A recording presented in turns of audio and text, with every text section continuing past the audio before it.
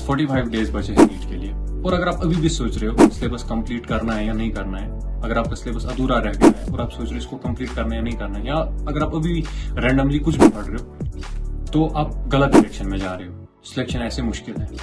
अब selection syllabus complete करने से नहीं होगा, रिविजन से।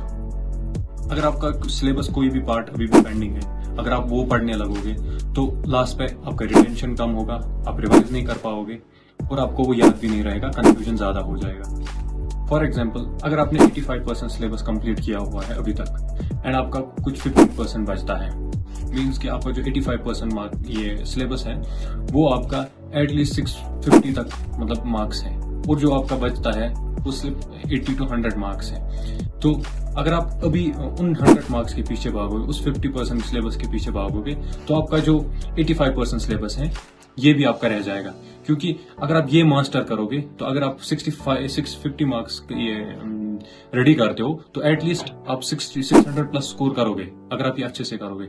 अगर आप ये उस 15% जो आपका रह गया है उसके पीछे लगोगे तो आपका जो 85% सिलेबस आपने कंप्लीट किया है वो भी आपका रह जाएगा। सो इस टाइम पे बेस्ट तरीका है आप मॉक टेस्ट दो, रिविजन्स करो, मॉक टेस्ट दो, रिविजन्स करो। जो भी आपके वीक एरियाज बनते हैं उनको एनालाइज करो। आप जब ये टेस्ट दोगे आपको पता चल जाएगा कि आपका वीक एरिया कौन है, उस पर फोकस करो ज्यादा, उसको स्ट्रॉन्ग करो। जब आपका ये 85% अच्छे से स्ट्रॉन्ग हो जाएगा तो आप आराम से 600 प्लस मार्क्स स्कोर कर पाओगे।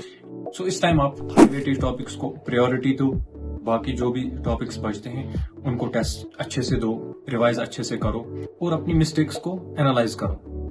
सिलेक्शन का तरीका आपका यही है इस टाइम पे, मोस्ट फोकस बायो पे, देन केमिस्ट्री, देन फिजिक्स, क्योंकि बायो और केमिस्ट्री से आपका सिलेक्शन होगा और फिजिक्स आपकी रैंक डिसाइड करेगी। सो रिविजन्स करो अच्छे से एंड टेस्ट दो, वीक एरियाज एनालाइज करो और आगे बढ़ो।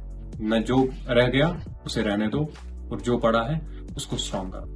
अगर आप चाहते हो कि मैं आपको हाई वेटेज टॉपिक्स बताऊं तो कमेंट्स में बता देना। अगर आप खुद ये अगर आपको लगता है कि आपके पास अभी टाइम कम है, आप अच्छे से नहीं देख पाओगे कि हाई वेटेज टॉपिक्स कौन कौन से हैं, आप मुझे बता देना, मैं कमेंट में बता देना, मैं आपको सेंड कर दूंगा। सो बेस्ट ऑफ लक, अच्छे से पढ़ो।